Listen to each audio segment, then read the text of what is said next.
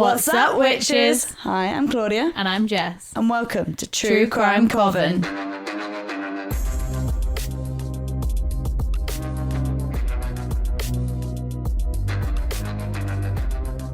Hey, Jess. Hey, Claudia. How are you? I'm good. All the better for seeing your face. I know, we're in the same room. I know. It's been, feels like forever. I think it's been like a month. Yeah. I can imagine that would feel a long time to not see me for a month because I'm pretty great. Haven't even bumped into you at work. Not that we tend to bump into each other We've at work. bumped into each other once at work since we both moved. Yep, but positions. I did have to go get my bleep battery changed the other day.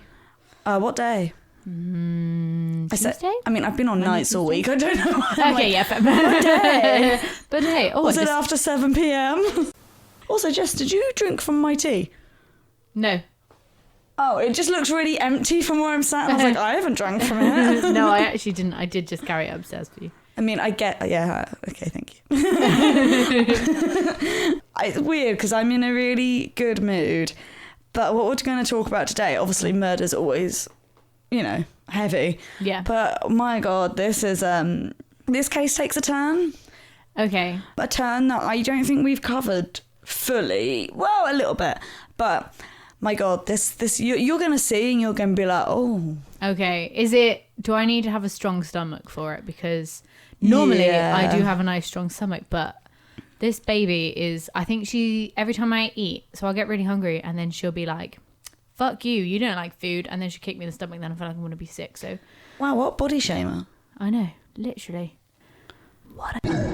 You can't call your child It's my child, I can do what I want. I had a dream last night that I went to visit my friend who's just had a baby. Shout out to Alex and Reagan. Congratulations on the birth of your baby girl, Della. Oh, nice name. Cute name, right? That's what I call Deli the cat sometimes. Della. Yeah, it was Alex, the dad's grandmother. Her name. Oh, nice. And I had a dream last night that I went to visit them and they had COVID, but for some reason I was allowed in to visit because, I'm important. And I walked in and she's like a few days old and in the dream she still was. And I walked in and she was standing up and I turned to the midwife and was like, oh, isn't that quite quick? And she was like, no. This kid looked like it was 1 year old. And I'm like, oh, isn't that quite advanced? And they're like, no, it's not, you fucking idiot. Imagine you had to literally push out a 1-year-old and they stood straight up. Well, apparently, so when I was born, I was 4 pounds 3, so I was teeny tiny. I was a fat baby. Well, the woman opposite my mum gave birth to a 12-pounder. Fucking hell, so I thought I was being 9 pounds. So it was just these two babies that couldn't be less. Yeah. Oh wow. Have you met your nephew? Nephew, I could remember. Also shout out congratulations to my sister Katie and her partner Ricky, who just gave birth to my nephew Finley. Oh, again, a great name. A great name. Everyone's having babies around me. I feel like if you want to get pregnant, just hang out with me. Apparently I'm some sort of fertile fertility goddess. Yeah. I am a goddess. So. Yeah. No, I haven't. He lives in Singapore.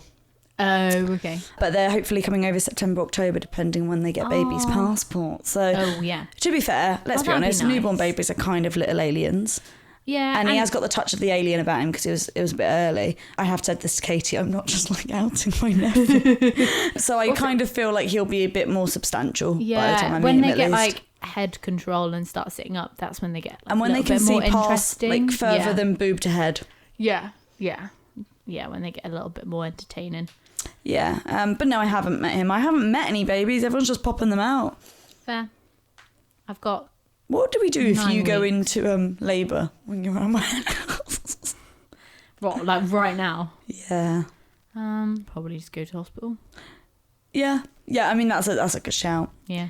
Anyway, on that note, should we stop talking about life and start talking about death? Yeah. Oh, yeah. Well, today I'm going to bring you the case of the Bedsit killer.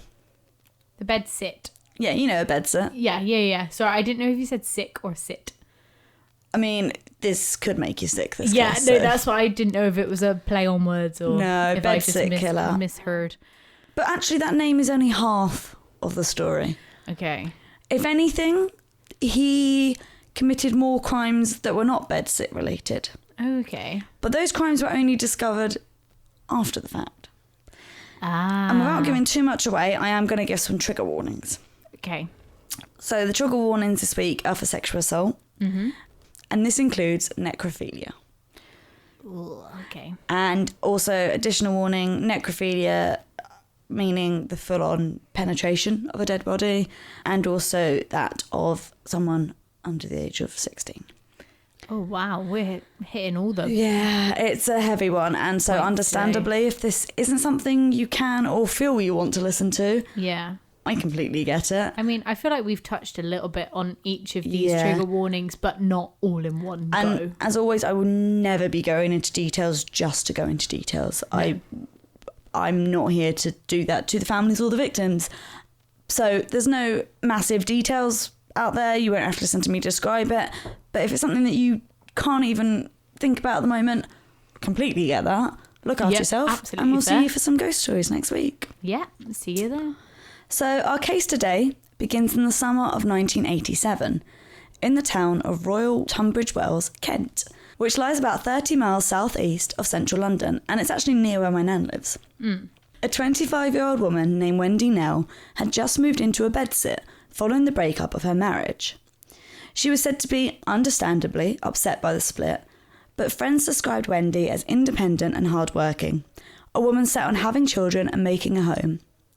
On the day that Wendy moved into the bedsit, her mother Pamela Nell recalls how the young woman asked her mum to take a photo of her, starting her new life. Wendy worked as the manager of a photo shop in town called Super Snaps, and as just mentioned, she was said to be hardworking. And so, when she didn't show up for work on June 23rd, 1987, her colleagues were worried. Her boyfriend knew that he had dropped her home the night before, and so went round to her flat to check on her, where he found a gruesome scene. Wendy Nell was laying on her bed naked, blood covering the sheets. The 25-year-old had been beaten, sexually assaulted and strangled. Oh, that's horrific. Yeah.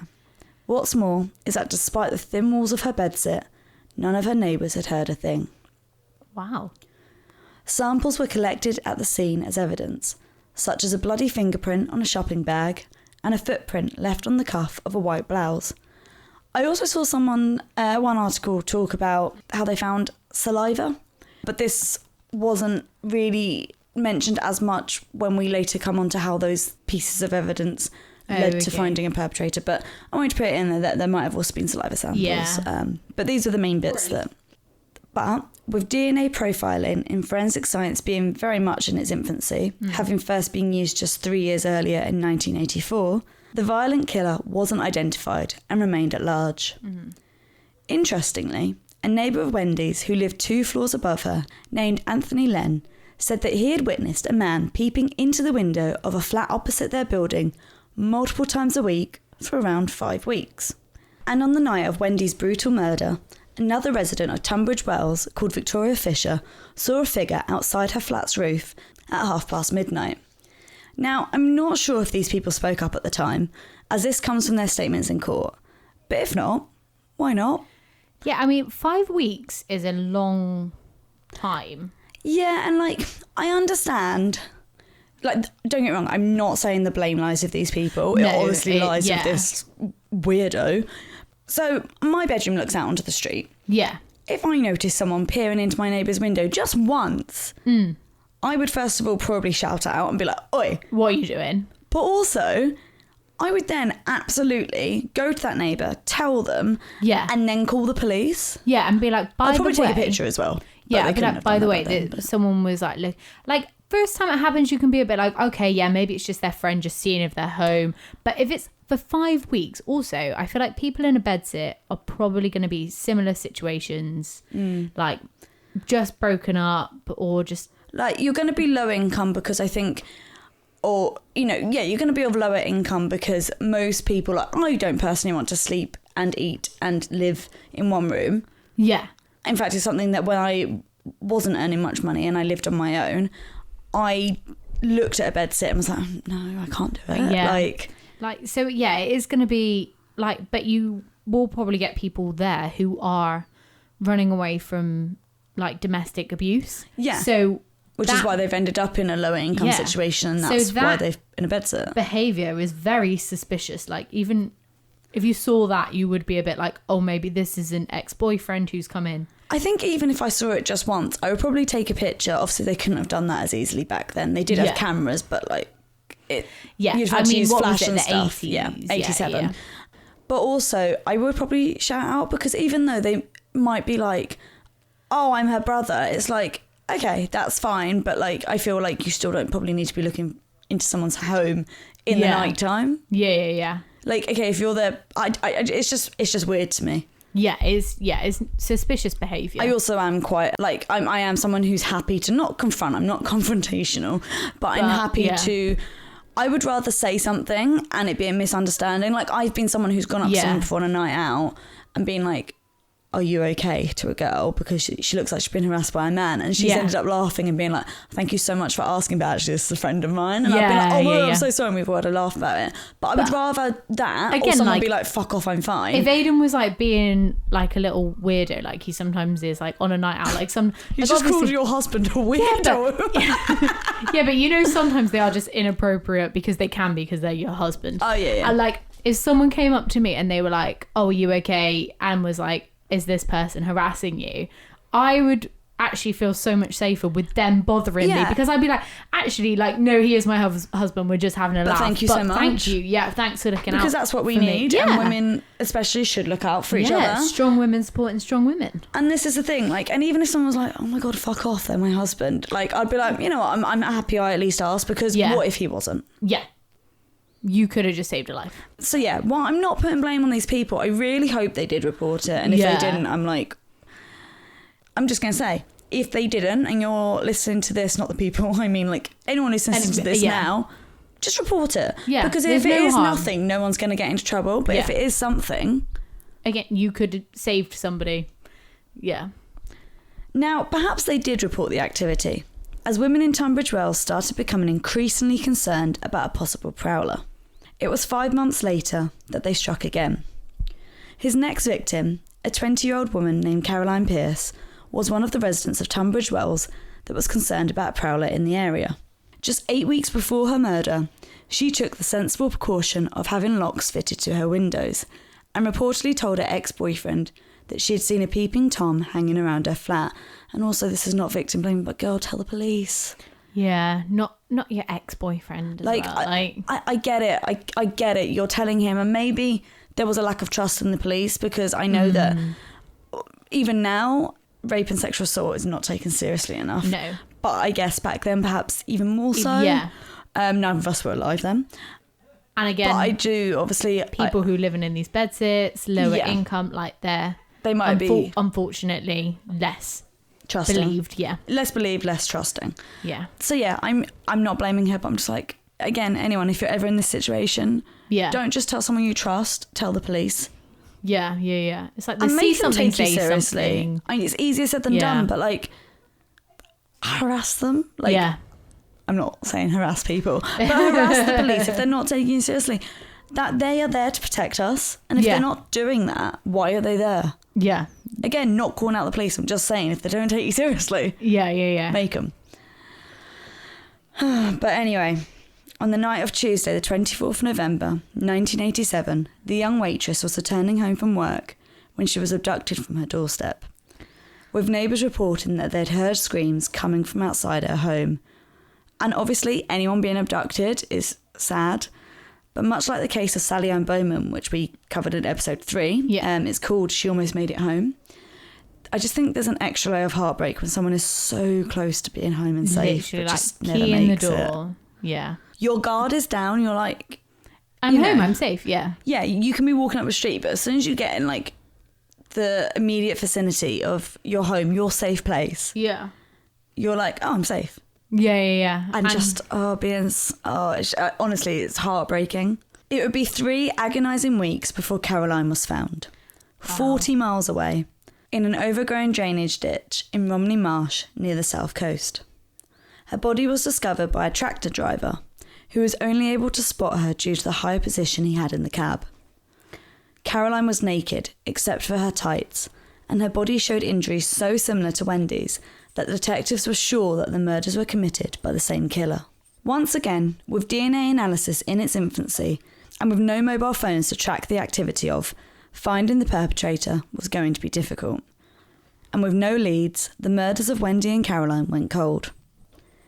In 1999, 12 years since the deaths of the two women, police were finally able to run the DNA samples that they did have through their new DNA database. Despite high hopes, though, a match wasn't found. Whoever the killer was, they either hadn't committed any more crimes or they hadn't been caught. And despite 2 BBC Crime Watch appeals, once again, the murder investigations of Wendy and Caroline went cold. Another 20 years passed, 32 in total, since the young women's murders, when, in 2019, forensic experts were able to use a new technique in DNA collection to obtain a damaged sperm cell sample from Caroline's tights. Using another new technique known as familial DNA, they were able to use the sperm cell sample to check for someone related to the person whose sperm it was within their system. According to Noel McHugh, a former Metropolitan Police detective who advised the Kent Force investigating the 1987 murders and who also works for the National Crime Agency, he said that these new techniques being implemented were absolutely crucial, as the familial DNA allowed the police to narrow down the 6.5 million DNA profiles on their database down to a more workable amount. This led to the eventual identification of the murderer. That's mad that it's taken that long. I know, I can't even imagine. So I watched an interview with Wendy Nell's mum, and it's this elderly lady, obviously. Yeah. Because, okay, so her daughter was 25 when she was killed, so let's say mum was at least 45, if not older, and then 30 years later, so this woman's at least 75. Yeah. And it's just watching this elderly woman hold a picture of her daughter talking about how she'd given up all hope.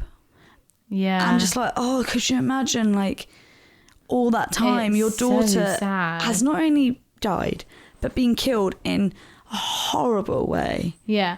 Also, you think, like, nowadays we look at it and you're like, actually, there's quite a lot of evidence that they left behind. If they've got a fingerprint, a footprint, and saliva and a sperm sample, like, but I think it just shows how much, if you've got those things, but actually there's nothing in the DNA database, you haven't got anything. No. Because if you haven't got anything to match it to, but yeah, it just shows that if you have all that evidence but nothing to compare it to, you've effectively got nothing. Yeah. And so that's why I think mobile phones are so important now, because most people, they'll think they're being clever and they'll like turn the phone off. But even that's evidence in itself, because if you most people don't never turn their phone off. No, I can't remember the last time I turned my phone off. I turned my phone off recently because I was in a wedding in a church. Yeah. Like the last time my phone went off is because I ran out of battery. Yeah. Most people never turn their phone off. But yeah, it's one of those things where if you turn your phone off then, if your phone is turned off for the exact time that those crimes are committed. Yeah. It's suspicious. It's suspicious. So I just think it shows how crucial mobile phones and like CCTV evidence and all these things. Where the victim's phone got turned off. Exactly. And it's just, I think it's mad that actually we don't almost give phones enough credit for that. Yeah. Yeah.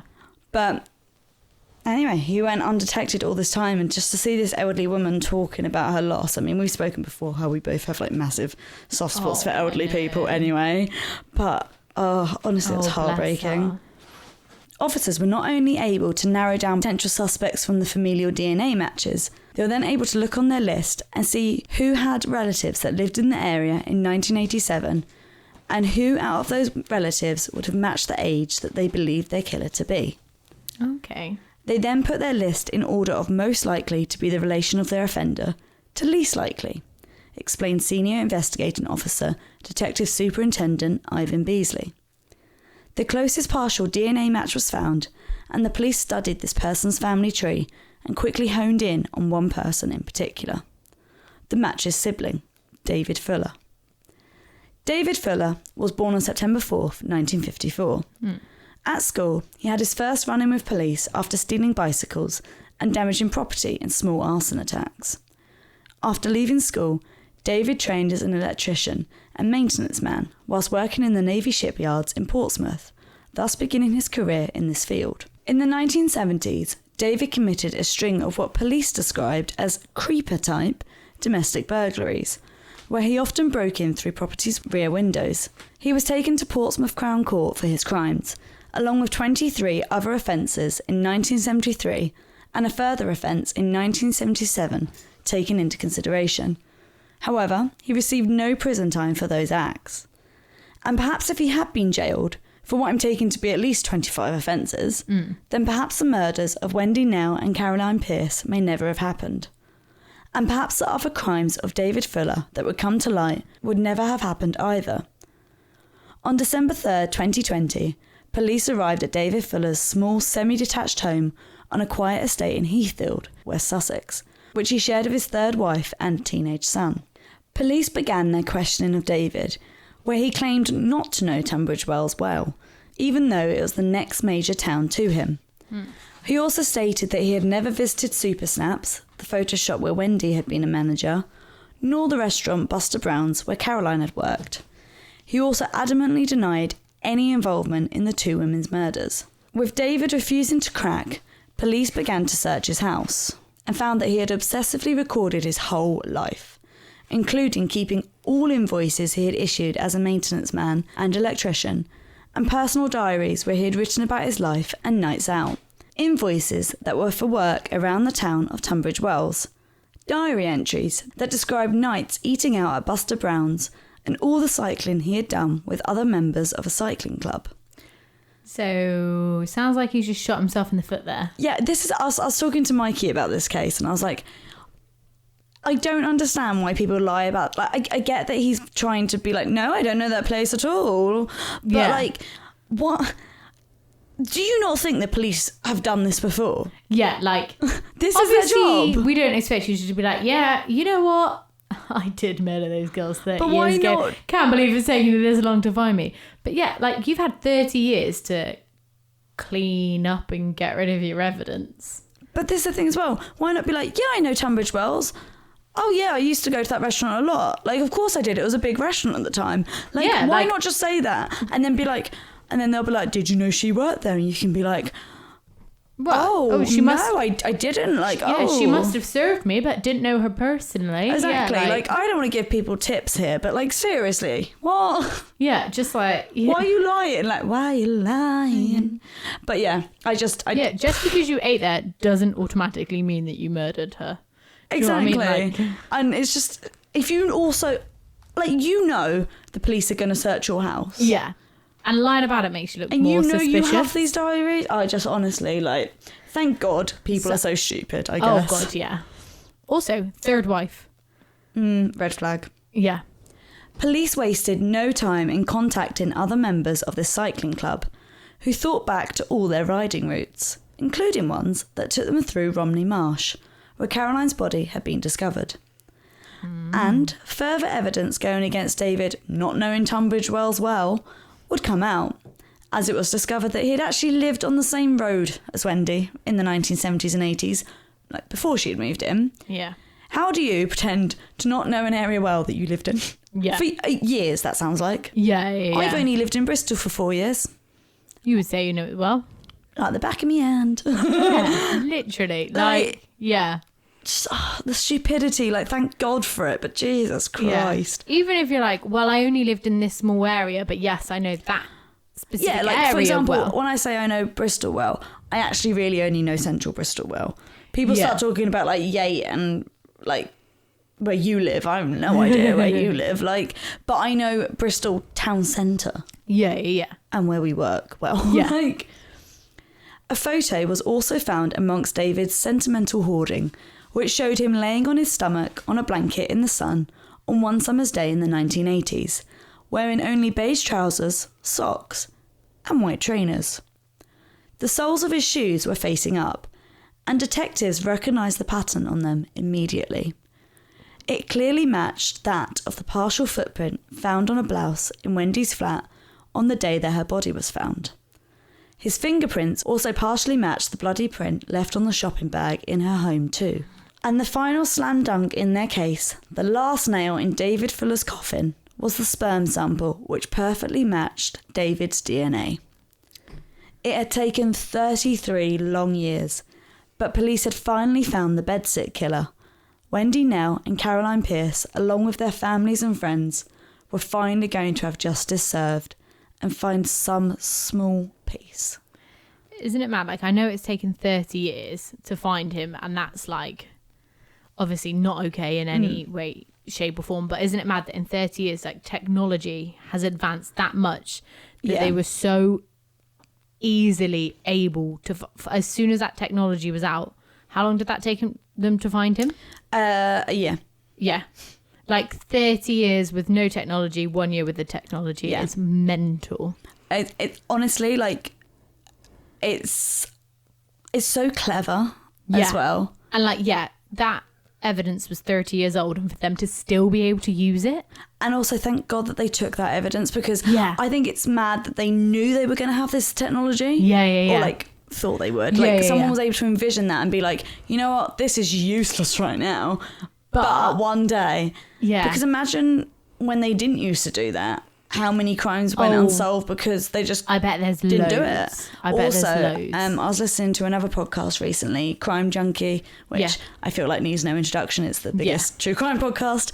But they were talking about how evidence from one case was kept in plastic bags and how that completely ruined the evidence because it caused mold. Oh, okay. And how evidence has to be kept in like paper bags. Yeah. And I'm sure there's other there's, I mean, I don't know. Because that's the thing, you can't necessarily freeze it, I guess, because wouldn't that destroy some, like, could denature some cells, I guess? Yeah, maybe. I don't know. I don't. I've got a biology degree, but not in that. Not in forensic science. No. Yeah. And it's just completely insane to me that we've got these things and people had the foresight to take this and also then preserve it. Yeah. Also, there must have been people, maybe not at the time, but at some point being like, look at all this evidence we have. If we find a way that we can... Yeah. Like... So intelligent. Yeah. Oh, and I'm so thankful we've got it. Oh my God, yeah. And I hope also cases like this, as horrible as it is to hear about something taking 33 years to crack, I hope it gives people who have got cases, like cold cases that are just as old, some hope. Yeah. Yeah. Just that hopefully that evidence that was collected can be used. Because sometimes it's just that missing... That one time, and a fresh set of eyes as well makes like, I think we did a case not too long ago that it was literally like someone was on it for ages and then someone else walked in and was like, actually, if we rearrange this, it all makes sense. Yeah. And it is just that fresh perspective. That's the thing as well, because the evidence they did have was, I mean, the evidence they originally had, the fingerprint and the footprint and maybe the saliva one, but they effectively, you can't do much with that until you find the person, because you need the finger to compare it to and the shoe that belongs to the person to match it. Yeah. But someone looked at that sperm cell and was like, that will be useful. And it was only it was like a partial sperm cell. Yeah. Not even. Yeah. It's mad. It's so very clever. Yeah. Very clever. But our story does not end there. This is where it takes a turn. Okay. I mean, I'm not going to say that that's all horrific enough. Oh, but, yeah. It's going to get worse. Okay. During the search of David Fuller's property, experts began going through his computer's hardware, including hundreds of hard drives, memory cards, and over 2,000 obsolete storage disks. I'm assuming floppy disks. Yeah. He also had kept 30 old mobile phones along with their SIM cards. Like, honestly, this guy just kept everything. And like, I'm a hoarder. Yeah, and like, I'm a sentimental person. But Jesus Christ. Yeah, that is a lot. Also, no offense to his wife, but who's marrying this man and going, yeah, you can keep all that stuff? Yeah, I get annoyed because Mikey likes to hold on to a lot as well. Yeah, I can tell. Looks around the room crammed full of stuff, but it's the excessive amount of cameras that he has.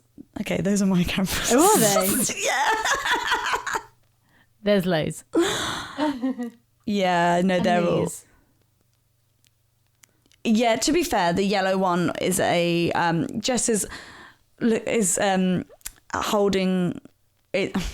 Jess is referencing the games consoles. To be fair, one is a Nintendo 64, which is a cool Classic. games console. Yeah. The PS2, no idea.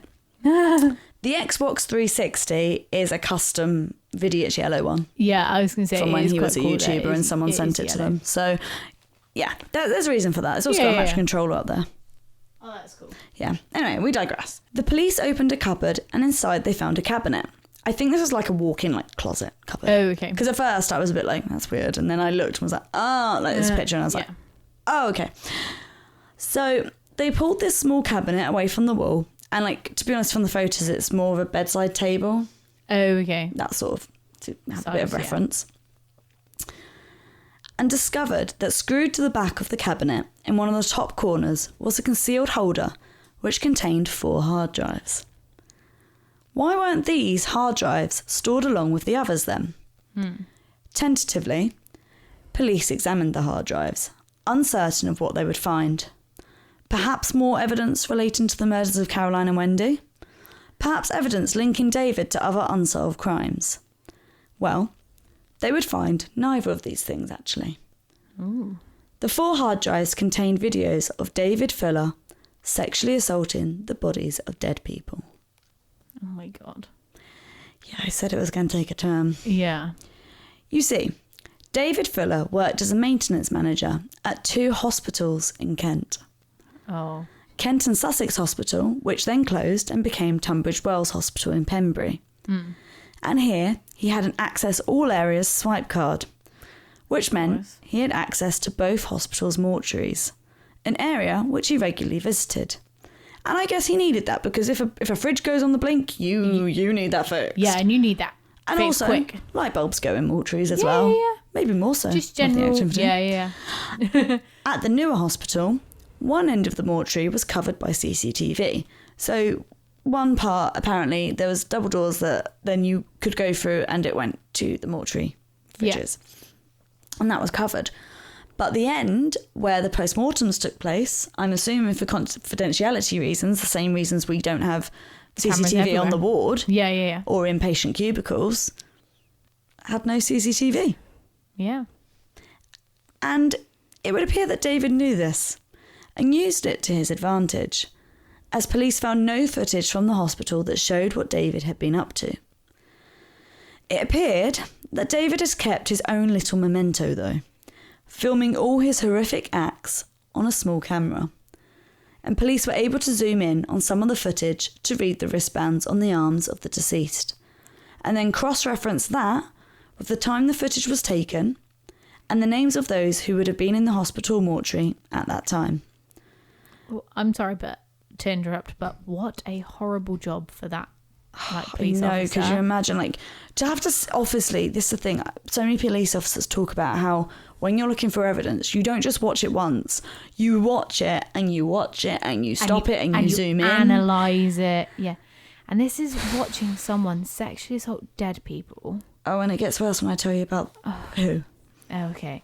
But also, to like, then, like, these poor people are dead, they've got, and then they're not even being honoured in death, like they are being abused. Also, someone has to inform these families. Yeah. That's horrendous. There are no words. Yeah. I mean, killing people is horrendous. Sexually assaulting an alive person is horrendous. And I don't think one's worse than the other, but I think we all assume that once you're dead, you're at least at peace. Rest. Yeah. Yeah, you're at rest, you're at peace. Your ordeal is over. Also, I think, like, not that this should make a difference, but I like to think, like, hospitals, people should feel safe in there. They should feel well respected. Exactly. Like, we both work in a hospital. I tell patients so often, all sorts of different patients, mental health patients, elderly patients, even young patients, you're safe. Yeah. You know, if someone comes in a massive trauma, sometimes when I can see they're visibly scared and we're doing handover and everyone's quiet and listening to, you know, the mechanism of injury and what has happened. Sometimes I've seen other people do it and I do it myself. We reach out and we hold their hand, just stroke it, because for them, they're laying on this bed looking up. There's about 10 medical professionals who are strangers stood around them in uniforms. and they've saying been words through they this don't thing, understand. Yeah. and this person's just detailing what has just happened to you. Yeah. And, you know, mental health patients come in and I go, look, you're safe here. Little old ladies come in and I go, you're safe, don't worry. Yeah. And to have that broken. Yeah, it is.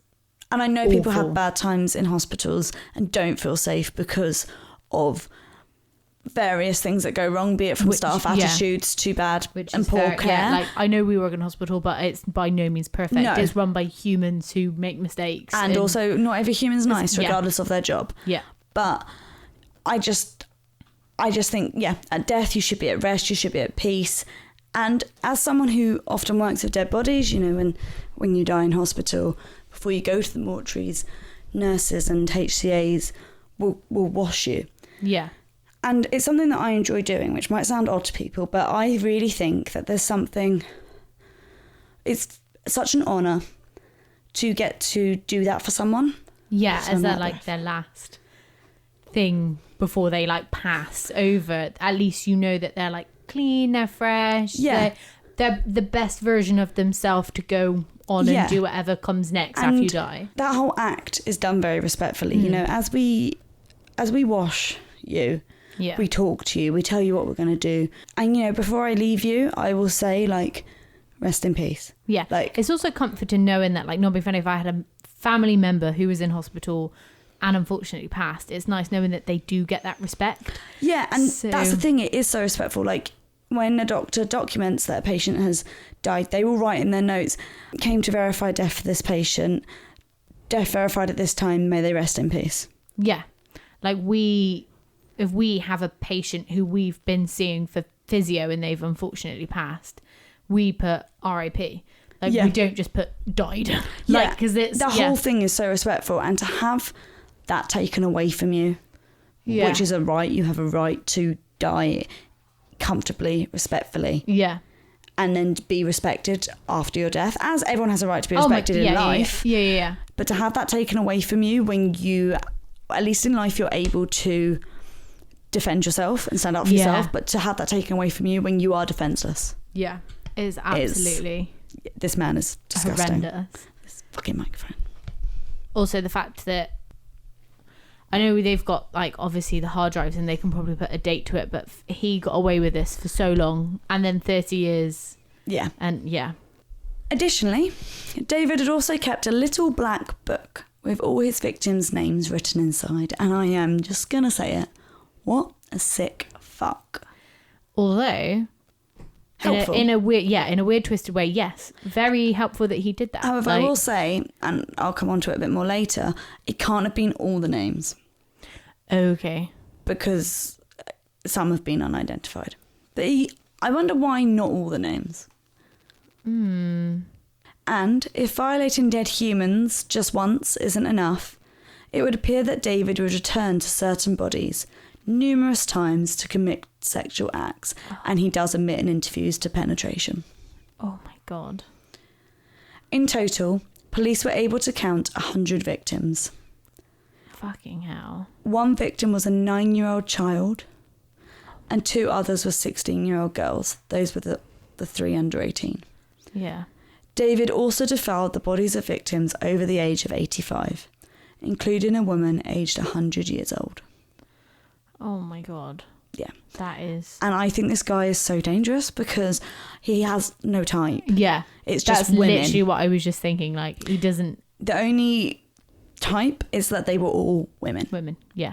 Because he killed 2 women in their 20s. He then committed necrophilia on children and on elderly people. Yeah. And in between. Yeah. You're female. His type you're is... dead, you're alive. His type is vulnerable women. Yeah. And this is the thing, like, you know, when people are like, say about like someone who sleeps around, they're like, oh, anything with a pulse. Yeah. It's like, in this case, not even that. Yeah. Barely that. Like, It's literally 2 living victims and 100 deceased victims. And I guess he realised that the 100 was easier because he had easy access, and no one was going to presume you're not going to look at a dead body after it's been post-mortemed or if in some cases there is no post-mortem, especially if a 100-year-old lady dies, or I don't know how these children died, but if it's not suspicious, like you're not gonna, then no one's following up, and it's not a crime scene. Like if you're like, okay, we think they passed because I don't know, they had a stroke, old age, they were end of life care anyway, you're not going to be like, we need to do a full post-mortem, full toxicology, like exactly, like you're not, it's not. Also, hospitals wouldn't always regularly do that. That's more police, isn't it? It depends, and I'm only going to say it depends because as you know, I can't go into it too much, as you know, I had that case where we had to involve police on my ward. That's the only time I've had to involve police, and they wanted to obviously do a full investigation, and that's probably as much as I want to say on that. So I'm not completely sure, in all honesty. But I guess if they're in hospital, they wouldn't need, like, unless they came in with police.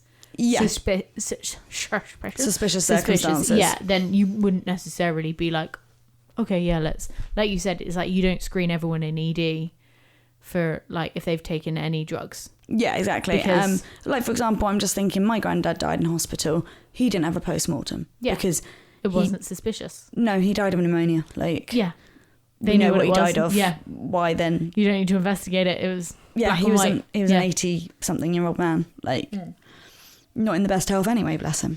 It's just really disturbing and disgusting what he did. It is. In the 9-year-old girl's mother's impact statement in court, she would address David Fuller directly and tell him, "You raped my baby." She couldn't say no to a dirty 66-year-old man who was abusing her body. She couldn't say no, but she would have. There's no closure. How can I make this up to her? How can I nurse that little broken body that's been ruined and disrespected by that vile man? I will never get over this. And oh my God, I really want to cry. Because imagine having to be like, not only like the mum having to receive that news, but imagine having to be the person that has to break that news to that mother. Like, hard enough losing a 9-year-old child to whatever circumstance it was. Like, whether, like, no one... They say that's the worst thing that can happen to someone. No one should lose a child that young. No one should lose their life that young. No one should lose a child. No. But then to turn around and be like... While she should have been safe and at peace. We've found this evidence. Ghost. We found evidence that while in hospital, this happened. I just... Receiving that news, having to give that news is... There's no words. There really aren't, because, and you know, I've said this before, I think I consume so much true crime and I work in a job where I have to detach myself from what happens, that a lot of, I'm still human, but a lot of things like this don't get to me. No, they can't, because they interest you more than they like. And like, it's not an interest in like, oh my God, it's so interesting. It's like, it's more about the human psyche and like what happens. How did it escalate to this point? And then also how it got solved. Like that's my interest in true crime.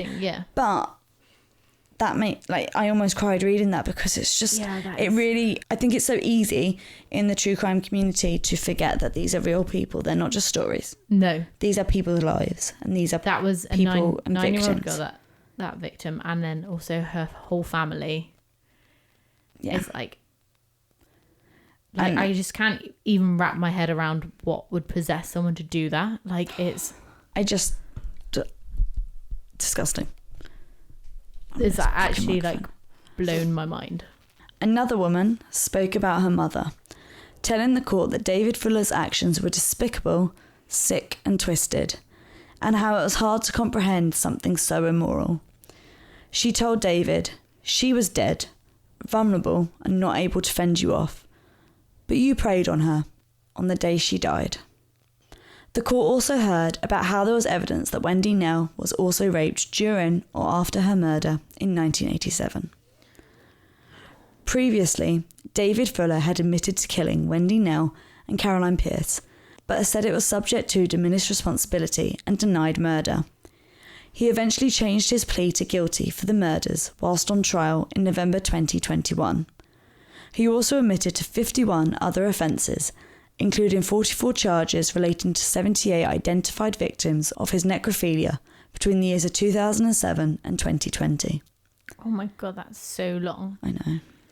20 victims are yet to be identified. He was also found to be in possession of large amounts of child pornography, and I believe I saw it said that it was one of the largest. So it wasn't just large, it was one of the largest. Well, I mean, he had all those hard drives. Yeah. Like, in my head, it's like a whole room full of just hard drives. I know. Because it just sounds 200, wasn't it? Yeah, it just sounded so much when you said it. And he also was found to be in possession of, well, he was found to have taken indecent images of a child, and I think that's relating to filming what he did to the 9-year-old victim. Yeah. I found a full list of his crimes he pled guilty to, so actually I'm just going to read this out for clarity. Yeah, fair enough.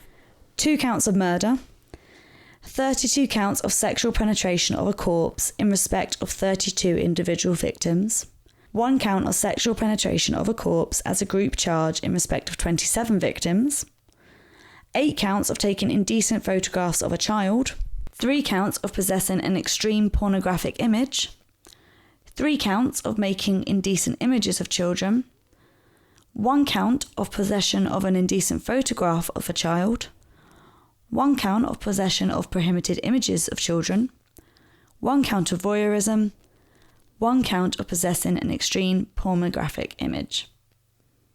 So to me, it's a little bit convoluted still, because you've got 3 counts of a extreme pornographic image and then 1 count, but I assume that these are in different ways, perhaps. I mean, I don't fully understand it, but I'm assuming, there's probably like different classifications. Is what I'm presuming as well. And I'm assuming like 1 count doesn't mean 1 photo, it means 1 collection. Perhaps. I also wonder as well if like an extreme pornographic image is obviously, I'm assuming, not something like a kink, but I suppose it all is, but it's not something like a kink such as BDSM, which is a lawful kink, and if it's between consenting people, fabulous, it's you okay. Do you. Yeah.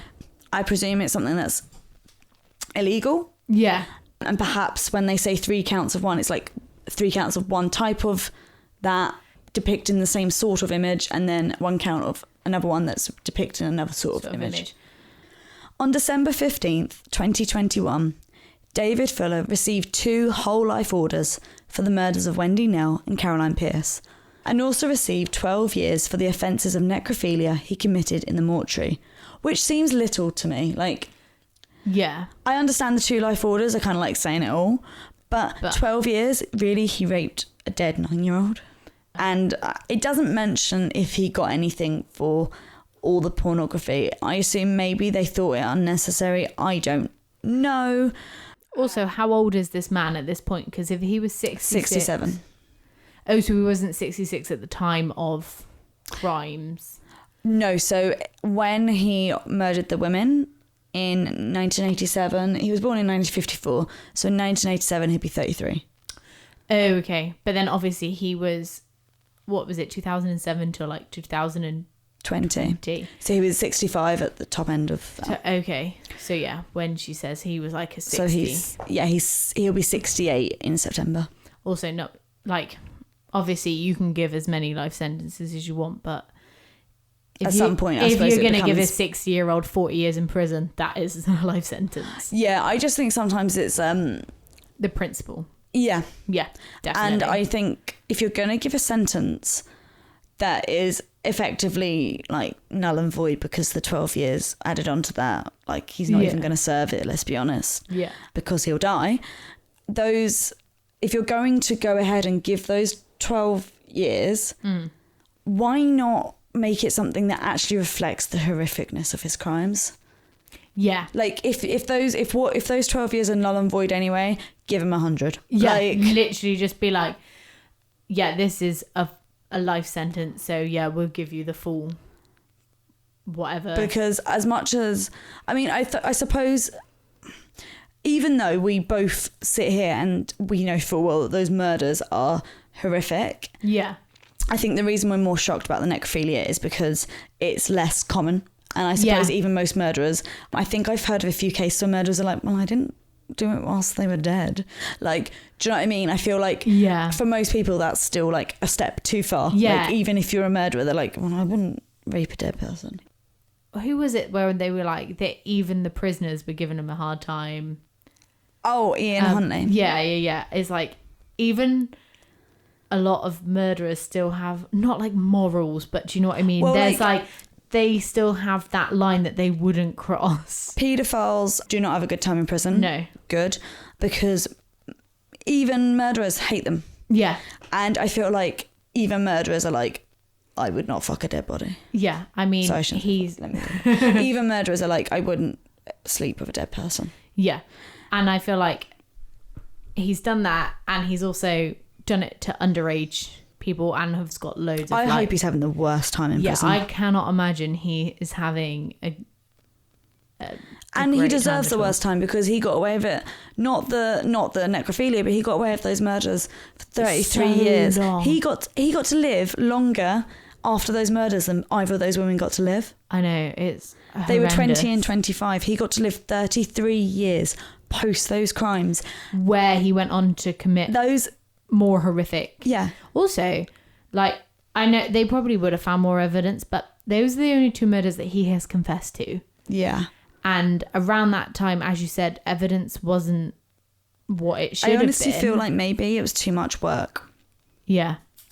Like, those women are lucky that the police officers on their case kept that evidence so well that it was able to be used, but there could have been other cases where it wasn't preserved. Yeah, and I honestly think that the police expected to just find more evidence of perhaps unsolved crimes. Yeah. I don't think anyone in a million years expected to find this. Yeah.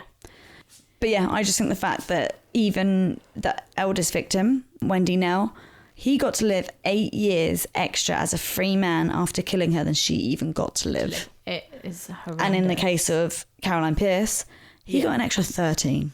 Yeah. But it's safe to say that David Fuller will spend the rest of his life in prison. And as we've said, thank God for that.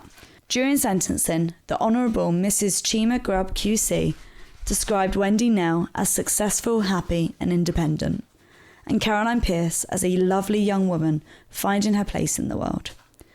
She described David Fuller's crimes as premeditated and carefully planned and executed. When speaking of his mortuary offences, she told David Fuller, "You became a vulture picking your victims from among the dead within the hidden world of a hospital mortuary. Your conscience is seared and calloused over. Relatives are haunted by your abuse. You have sullied and stolen memories. You have shaken their sense of being able to trust the world. Deep sorrow and immense courage has been displayed in court today. I hope that they can banish the shadow you have cast. You have no regard for the dignity of the dead." And that is where I would like to finish, because I honestly don't think I have much more to say. Fair enough. I think that summed it up quite nicely, that quote from... Yeah. Was it the judge? Yeah, so she's basically, obviously, she's giving testament to what amazing women these, Wendy and Caroline were. And I think where she says, he was a vulture. And, yeah. He knew what he was doing. He was... Oh, completely. I also feel really sorry for his wife and son.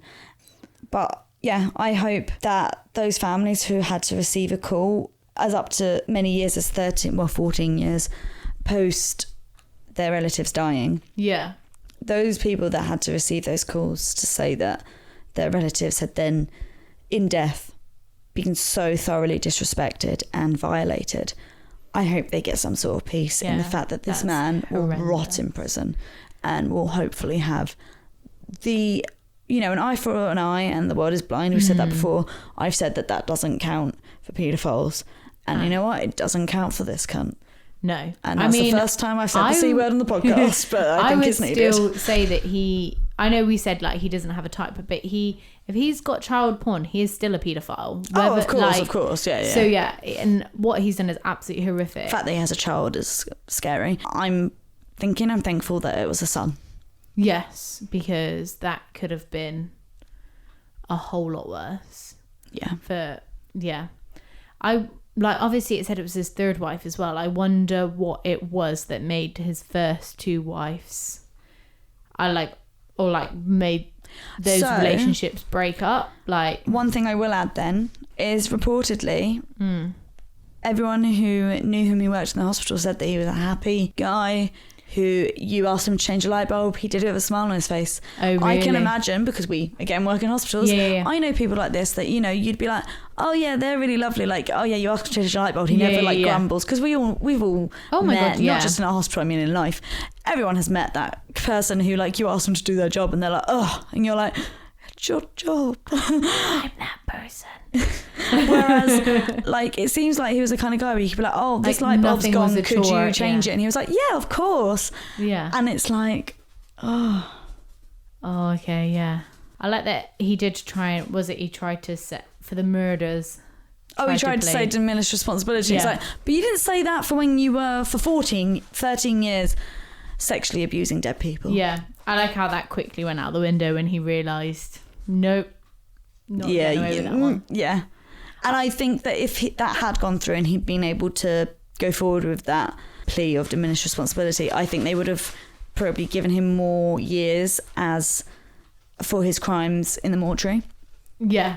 Oh, yeah. Like I said, I still stand on the whole, give him 100, what does it matter? It doesn't make a difference. Except to maybe the victims. Yeah. Because 12 years, like... That's nothing. 100 people? That's not even a year per person. Yeah, 100 years would be a year per person. That still wouldn't be enough. Yeah. Not loads about his history in this one, though. There wasn't much escalating, but then I'm guessing that's because it took 30 years to solve this case. It's not. I would say, and again, one of the police officers did say this, that you can see his escalation in the fact that he started off with small crimes, but also arson is often one of those crimes that makes police look really suspiciously at someone, I believe. Oh, okay. To be fair, yeah. It's quite a worrying crime. Yeah. Only because fire is quite uncontrollable. Like, you could set a fire because it's funny, but you could also set a fire with the intention that you know it could kill somebody. Exactly. And you know what? You can think you have control of a fire, but that can change in an instant. There's a whole reason why we say people don't play with matches. Yeah. And then the police said that actually the fact that he then went on to those creeper type burglaries, which I couldn't find so much on, but I would assume creeper type means that he was breaking into women's homes and not taking very much, or taking like weird things. Yeah. Toiletries and stuff, weird things like that, rather than like money and valuable things. If someone breaks into your home and you find that your nicest knickers and bras have gone, but your TV and your money are still there, that would worry me more personally, because then I would think, what's next? Do you know what I mean? Like, this person's broken into my house once. You would wonder if you were targeted for a reason. Also, you must sort of be targeted because they know a woman lives there. Yeah. And if someone broke into my house and took my underwear when I wasn't there, I would be like, well, what if I was there? What would have happened if I was in that house when he broke in? Yeah, and honestly, this guy, the more you think about him, the more you hate him. Also, the more I just fear. Do you know what I mean? Like, yeah.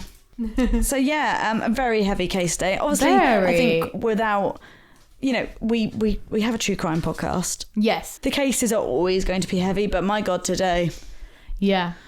Very, very. So, I think everyone after this, go hug your pet. If you don't have a pet or you don't like animals, go watch a film. If you don't like films, go eat your favourite food. If you don't like that, do something you really enjoy. All I'm saying is I'm glad I don't have work tomorrow, because I'm probably going to go home and watch something happy and fun before I go to bed. I have work tomorrow, but I'm gonna watch Blown Away, which is a glass blowing show, which I love. Oh, do you know what? I've seen that advertisement. It looks good. Oh, mate.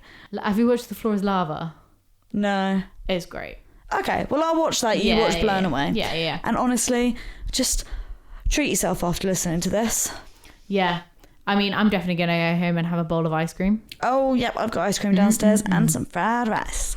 And with that, guys, I think we're gonna leave you with some happy thoughts. Yeah, think of ice cream. Think of ice cream, think of dogs, think of cats. Think of anything that makes you happy. Think of the fact that this absolute piece of shit is rotting away in prison. Yeah. And other than that, guys, just remember, stay spooky. Hey Hey guys, if you have a ghost story or case suggestion, please email us truecrimecovenpod@gmail.com. You can also find us on Twitter @truecrimecoven or on Instagram and Facebook where we are @truecrimecovenpod. Also, it would mean the absolute world to us if you could rate us wherever you're listening to this right now, be it Spotify, Apple Music, or if you're on YouTube, give us a little thumbs up, click that bell, get notifications every time we post. Subscribe to us wherever you get your podcasts from. Make these two witches smile. Thanks, witches.